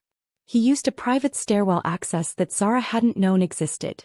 A stairwell that connected the upper floors through a route available only to the building's owner. Which she now understood was him. He entered the office in motion. Not rushed, never rushed, but with the kinetic precision of a man whose body had been engineered for crisis. 2 men flanked him. Not Daeho but harder men, men whose suits concealed the geometry of shoulder holsters and whose eyes scanned the room with the practiced efficiency of people who assessed threats the way she assessed floor plans. Ji-won took the photograph from her hand. Looked at it. His expression did not change. But the air around him did. A contraction, a densification as though the molecules themselves were responding to the controlled fury radiating from his body. The dragon at his collar seemed to darken. The serpent at his wrist coiled tighter. The tribal patterns between his fingers, patterns that traced back to a heritage built on survival, stood in sharp relief against skin that had gone pale beneath its warm undertone. Yoon, he said without looking up. Secretary Yoon materialized from somewhere. He had a talent for existing only when summoned. Sir. The photograph. Printing analysis. Paper stock, ink type, any identifying markers. Metadata on the image file if there's a digital source. Cross-reference the envelope's handling chain. And pull the external surveillance footage from Siagangdong for the past 72 hours. Every camera within a 3-block radius of her building. Immediately, sir. Yoon vanished. Ji-won looked at Zara. She was standing behind her desk, arms crossed, a posture he recognized not as defiance but as self-protection. A woman holding herself together by holding herself. Are you hurt? He asked. No. Have you been followed? Before today, have you noticed anything unusual? I don't know. I'm not trained to notice being followed. I'm trained to notice sightlines. They're the same thing. He set the photograph on her desk. Placed his hand beside it, palm down, the serpent facing upward. The tribal geometry caught the office's fluorescent light and held it in its grooves. This is Emeka Osei, he said. Or someone working for him. He runs a syndicate in West Africa. We've been in conflict for 3 years. It's operational, territorial. It has nothing to do with you. Then why is my photograph on my desk? Because he found something that has to do with me. The implication settled over her like a cold sheet. You, she said slowly. You're saying I'm a target because of you. I'm saying you're a target because someone believes you are important to me. Am I? The question came out before she could stop it. And in the silence that followed, standing in her fluorescent-lit office on the 42nd floor, surrounded by blueprints and material samples and the ordinary detritus of a life she was rapidly losing the ability to recognize as her own, Zara heard the answer before he spoke it. He heard it too. Yes, he said. You are. She didn't go home that night. Or the next. Ji-won moved her to the Hanamdong compound within 3 hours. The operation was seamless. Daeho and 2 additional security operatives packed her essential belongings from the Siagangdong studio while she sat in the back of the Genesis, gripping her phone, watching her ordinary life be disassembled and relocated with the efficiency of a military extraction. The compound was beautiful. She hated admitting that, but it was. The original Hanok structure, dark wood, curved tile roof, stone courtyard, had been preserved with reverent precision. The modern additions, the glass walls, the soundproofing, the embedded security systems, were integrated so seamlessly that tradition and technology coexisted like the dragon and serpent on his skin. She was given a suite in the east wing. Private bedroom. Private bathroom. A sitting area with floor-to-ceiling windows overlooking a garden that she would later learn was maintained by a team of 3. It was, by any metric, the most beautiful room she had ever occupied. It was also a cage. She recognized the architecture immediately, not the physical architecture which was exquisite but the psychological architecture. The suite was positioned to provide the illusion of freedom while maintaining total observational control. The windows faced inward, toward the garden and courtyard, not outward toward the street. The hallway leading to her suite passed through a common area monitored by 2 discrete cameras. The lock on her door was biometric, keyed to her fingerprint and his. She was safe. She was contained. She was his. The first night she didn't sleep.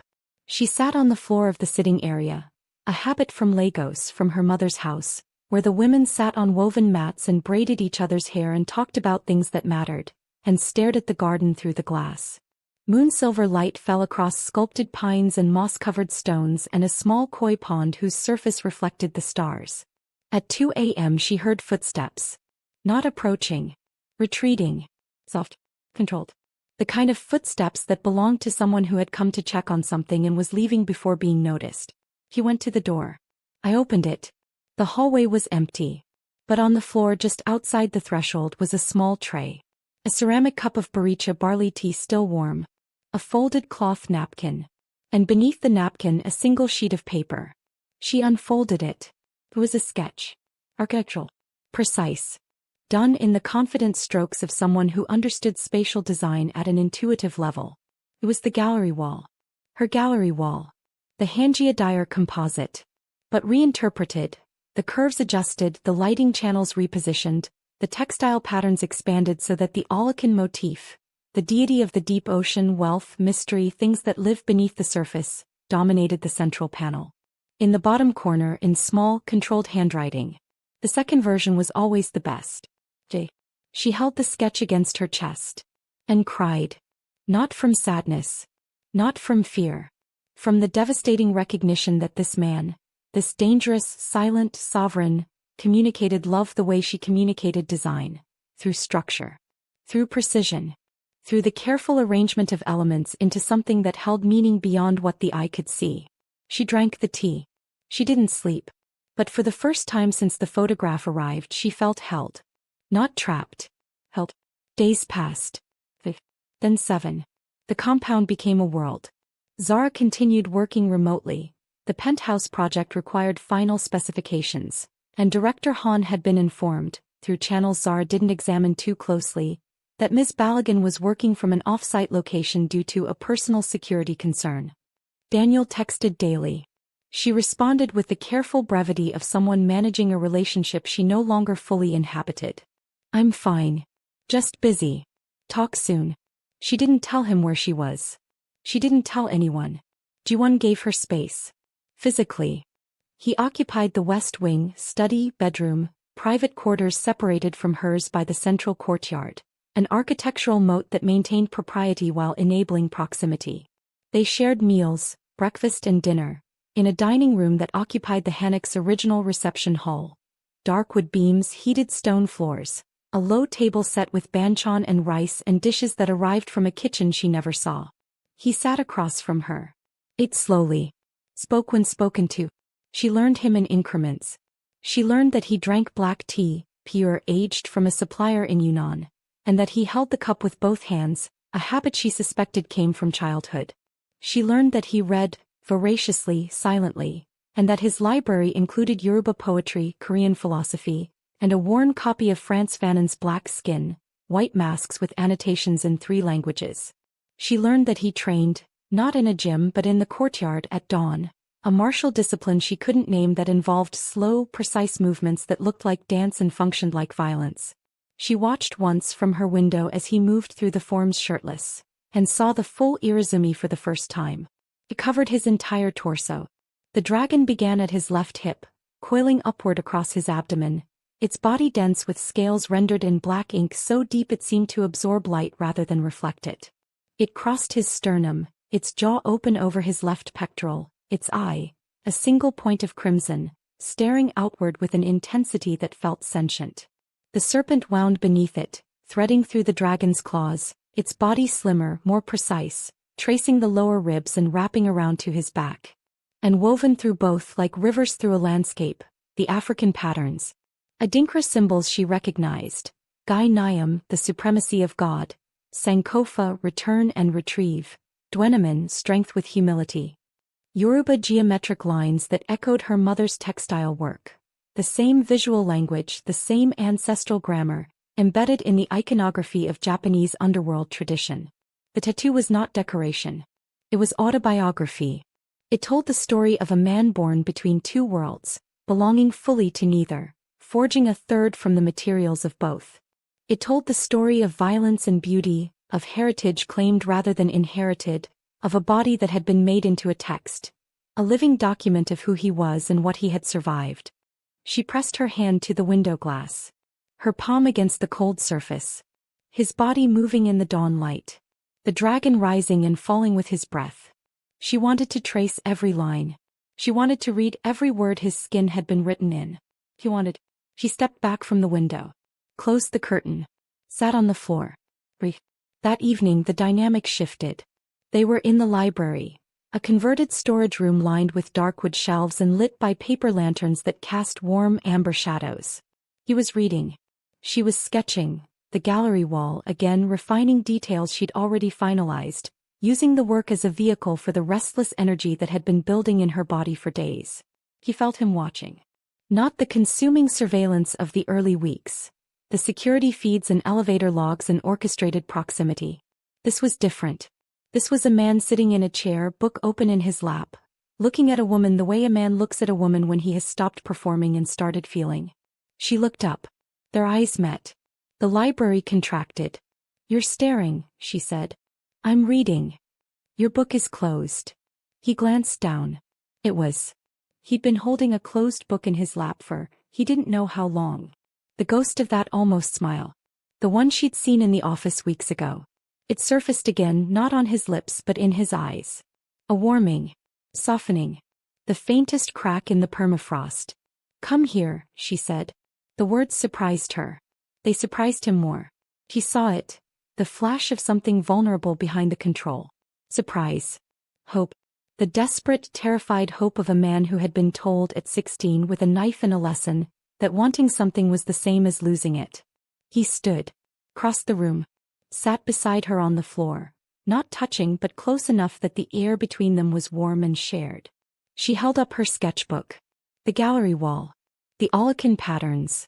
Tell me about the symbols on your chest," she said. "The Adinkra. The Yoruba lines. How did they get there?" He was quiet for a moment. Then, "My mother." "Your mother designed them?" "My mother drew them. When I was 23 after my father died and I took the network, she came to me in Seoul. He stayed for 1 week. She brought a sketchbook, leather-bound, old, filled with patterns she'd been collecting since she was a girl in Ibadan. She said, 'Your father put his world on your body with a scar. Let me put mine with ink.' And you let her." "I let her." She sat with the tattoo artist for 3 days. Guided every line. The Irizumi was already there. The dragon, the serpent, from my father's tradition. She wove her patterns through them. Made them inseparable. He looked at his hands. "The serpent. The tribal geometry." She said, "You are not half of anything. You are the whole of both." Zara's eyes burned. She reached for his hand. He let her take it. She traced the patterns between his fingers. The Yoruba lines, the geometric precision, the ancestry encoded in ink.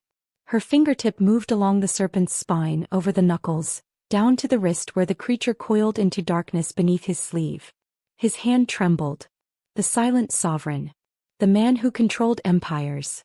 The man whose stillness was a weapon and whose silence was a fortress. Trembling. Because a woman was touching his hand with tenderness. "Juan," she whispered. "Yes. I'm not going to run." His jaw tightened. The dragon at his collar seemed to pulse. "You should." "I know." She lifted his hand. Pressed her lips, gently, briefly, with the weight of a promise, to the serpent on his knuckles. He closed his eyes. And in the amber lamplight of the library, surrounded by books in 3 languages and the inherited patterns of 2 continents, something irreversible happened. Not a kiss. Not a declaration. A binding. 2 people recognized in the same moment that the architecture of their lives had shifted, that the load-bearing walls had been redesigned, that the foundations had been redrawn, that the structure would never again be what it was before. She leaned against his shoulder. He didn't move. They stayed like that until the lanterns dimmed and the compound settled into the deep silence of a soul midnight, and the only sound was the rhythm of 2 hearts learning, slowly and terrifyingly, to beat in the same key. It came on a Wednesday. 3:47 a.m.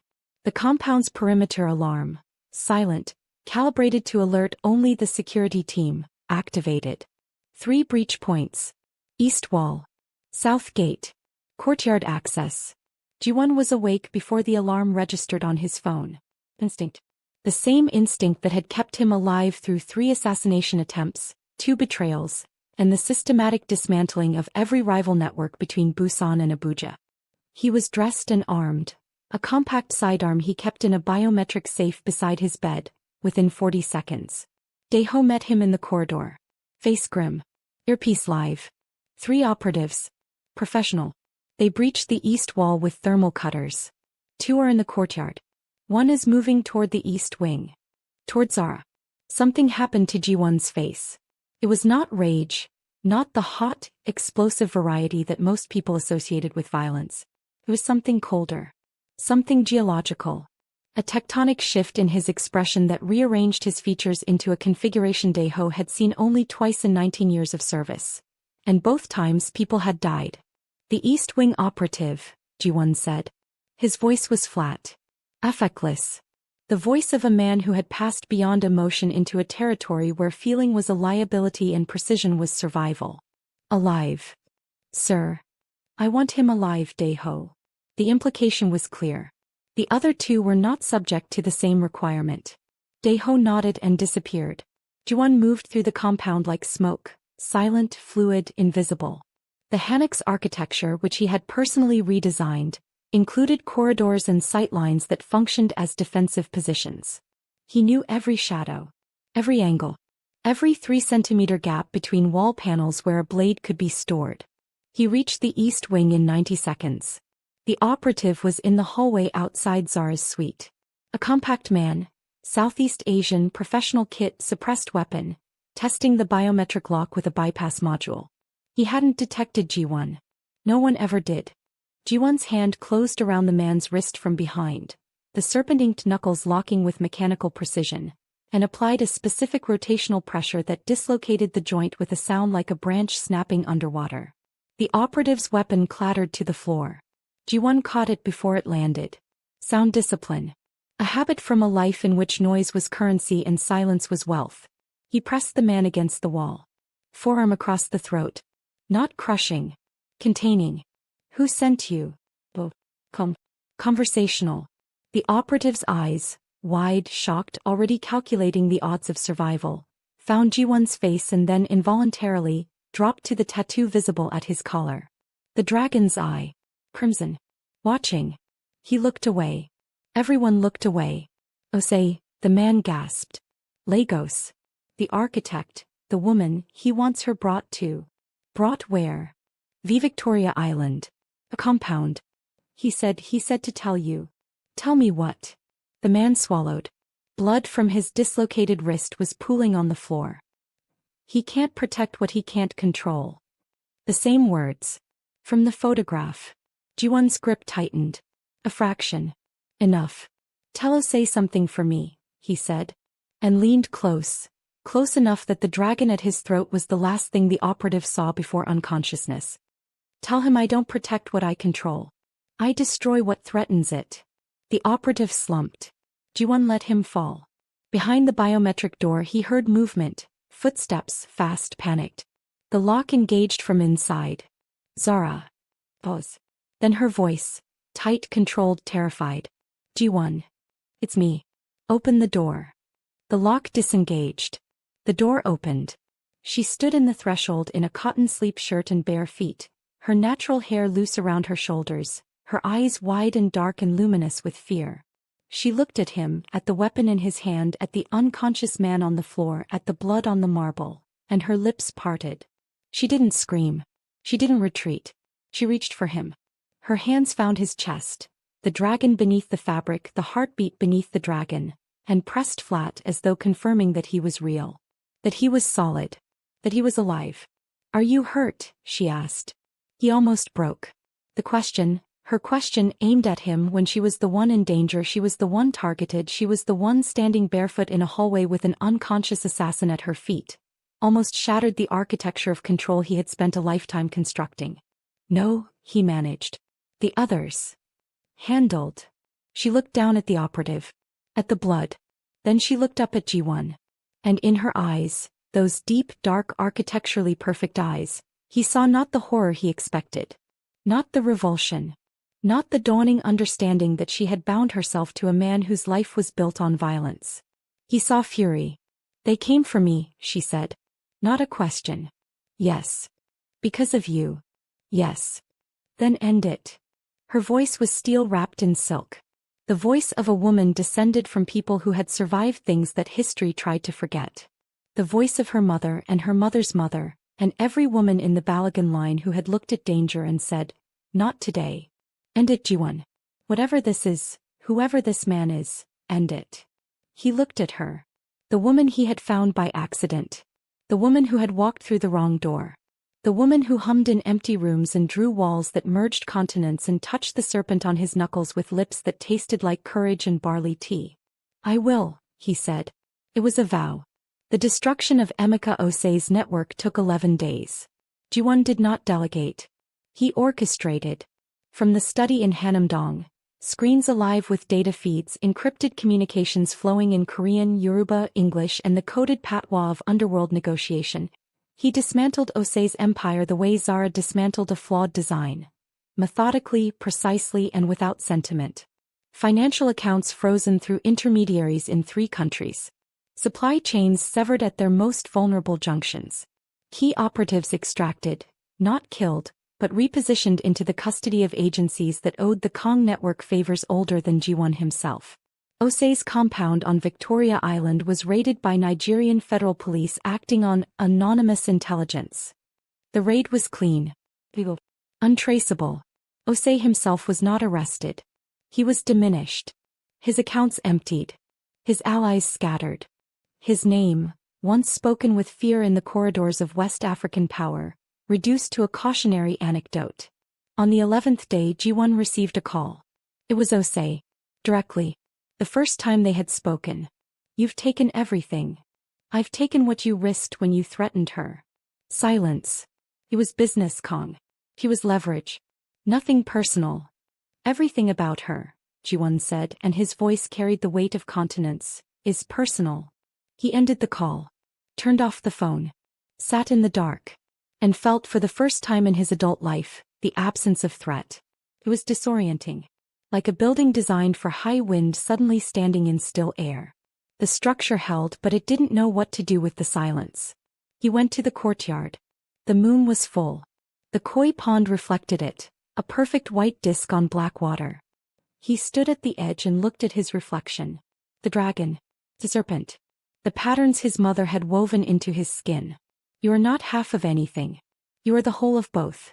He heard footsteps behind him. Bare feet on stone. She stood beside him. Looked at the same reflection. They said nothing for a long time. It's over, she asked. It's over. And the project? Completed next week. The gallery wall is being installed on Tuesday. She nodded. Looked at the moon on the water. So there's no professional reason for us to be in the same building anymore. He recognized his own words. From the office. From the ultimatum. No, he said. There isn't. She turned to face him. The moonlight painted her in silver and shadow. The high cheekbones, the strong brow, the full lips, the coils of her hair falling free. She was the most beautiful structure he had ever encountered. And like all great structures, her beauty was not in the surface but in the engineering. The invisible framework of courage and softness and intelligence and resilience that held her upright in a world that had spent 26 years trying to make her small.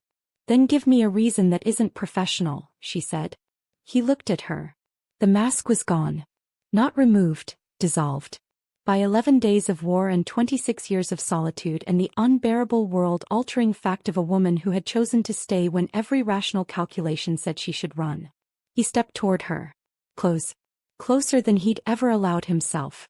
Close enough that the heat between them was tangible. A physical field, a third presence. The shared atmosphere of two bodies gravitating toward a collision they'd been resisting since a wrong floor and a running sink. He raised his hand. The serpent. The tribal geometry. The knuckles that had broken a man's wrist 9 days ago. He touched her face. Gently. So gently that the contact was almost theoretical. The pad of his thumb tracing the arc of her cheekbone with the reverence of someone touching something sacred for the first time. Her eyes closed. His forehead lowered to hers. "The reason," he said, his voice barely a breath, "is that I have spent my entire life building empires I don't care about. And you are the only thing I've ever wanted to live in." She made a sound, not a word, not a sob, something between, and her hands found his chest again. The dragon beneath the fabric. The heartbeat beneath the dragon. He kissed her. Not with force. Not with the violence his father had taught him love required. With precision. With the careful, devastating intentionality of a man who understood that this moment was a load-bearing wall, that everything he built from now on would rest upon it. She kissed him back. And the courtyard, the moon, the koi pond, the ancient hammock and its modern glass, the entire compound with its cameras and its guards and its secrets, all of it fell away. There was only this. 2 people. 2 continents. 1 architecture.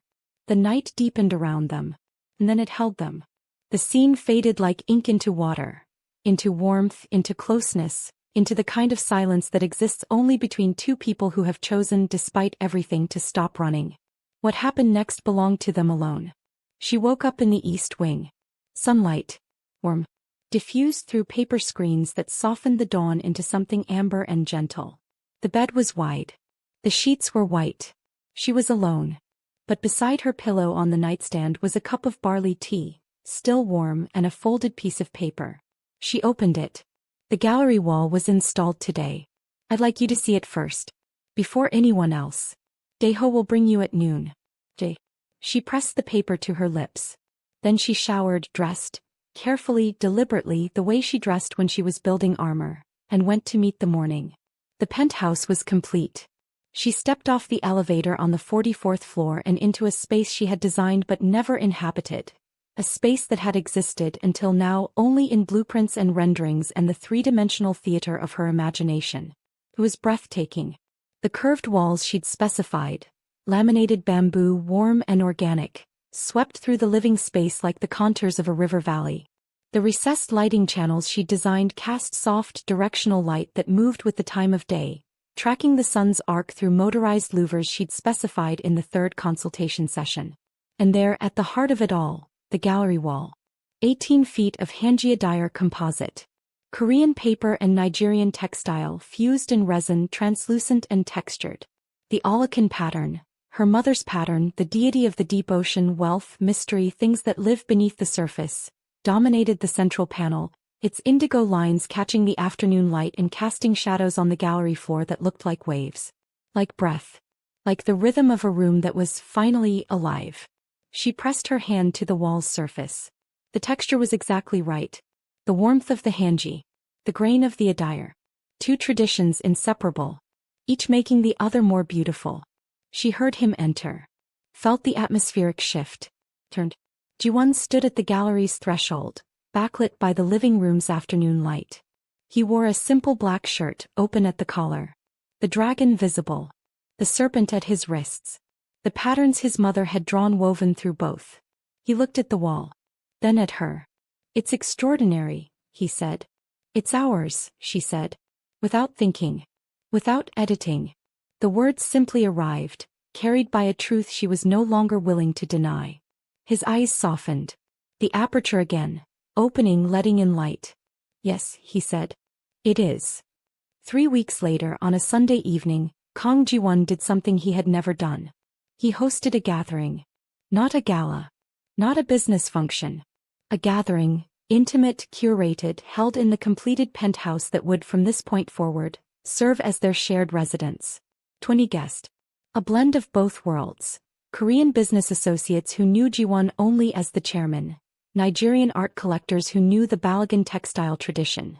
A few trusted members of his inner circle who had served the family long enough to witness something unprecedented.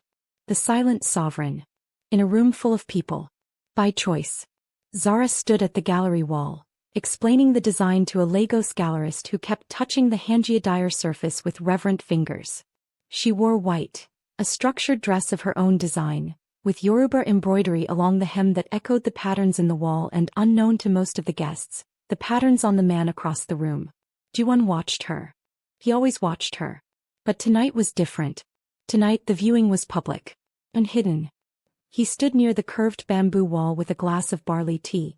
He didn't drink alcohol, never had, and let his gaze rest on her with the openness of a man who had decided finally to stop concealing the most important thing in his life.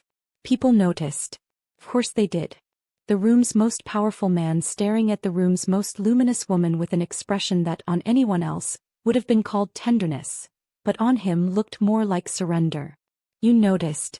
Miss Kang noticed. Dae-ho, positioned near the elevator with the practiced stillness of a man who had served the family through war and peace, noticed, and allowed himself for the first time in 19 years, a small, private smile. At 8 p.m. Ji-won set down his tea.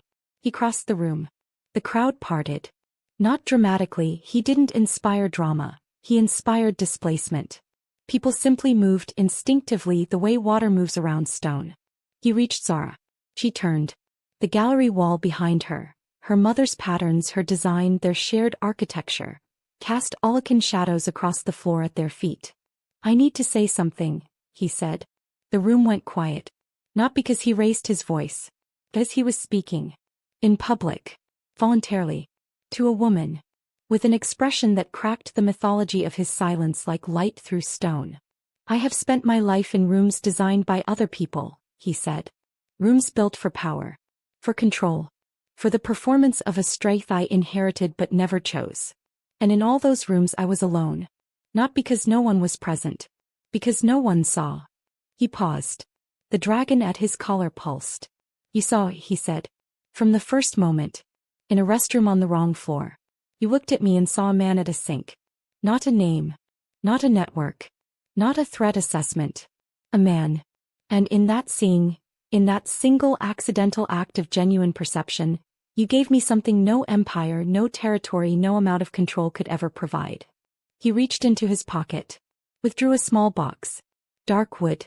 Carved with geometric patterns, Yoruba and Korean intertwined. You gave me a reason to live in what I build, he said. He opened the box.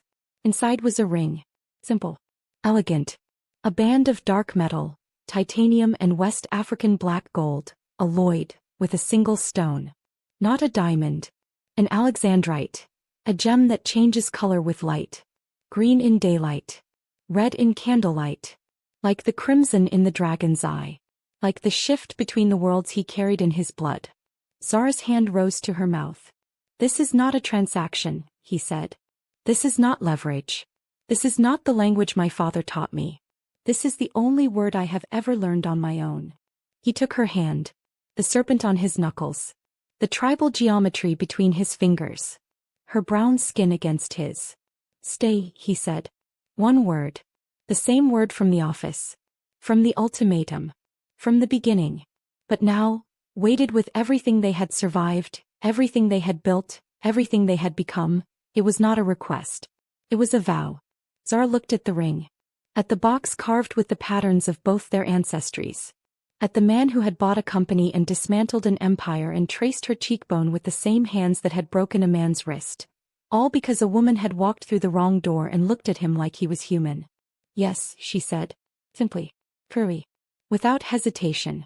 Without fear. Yes. He slid the ring onto her finger. The room erupted, not in applause exactly, but in the exhaled relief of 20 people who had been holding their breath without knowing it. Yoon adjusted his glasses. Miss Kong wiped her eyes. Daeho's small smile widened into something that, on his granite features, was practically a grin. Jiwon looked at Zara. Zara looked at Jiwon. And in the gallery of a penthouse 44 floors above Seoul, surrounded by curved walls and Korean paper and Nigerian textile and the cast shadows of the deep ocean's deity, the silent sovereign spoke one more word. Not loudly. Not to the room. To her. Home. 6 months later, on a cool autumn morning, a package arrived at a textile studio in Surulere, Lagos. Adunni Adekunle, Hwon's mother, long retired to her compound outside Ibadan, had forwarded it with a handwritten note. For the woman who made my son human again. Inside was a leather-bound sketchbook. Filled with patterns. Adinkra symbols, Yoruba geometric lines, textile designs collected over a lifetime. The same sketchbook she had brought to Seoul 20 years ago, when she sat with a tattoo artist for 3 days and wove her heritage into her son's skin. Zara held it in both hands. I opened it. On the first page in Adunni's careful script. You are not half of anything. You are the whole of both. She closed the book. Pressed it to her chest. And in the penthouse that she and Jiwon now shared, the gallery wall glowing in the morning light, the Aulican shadows dancing on the floor, the Alexandrite ring shifting from green to red as the sun moved through the glass, she felt the architecture of her life settle into its final permanent form. Not a cage. Not a corridor. A home. Built by 2 people who should never have met. Designed by accident. And held, always irrevocably structurally, by love.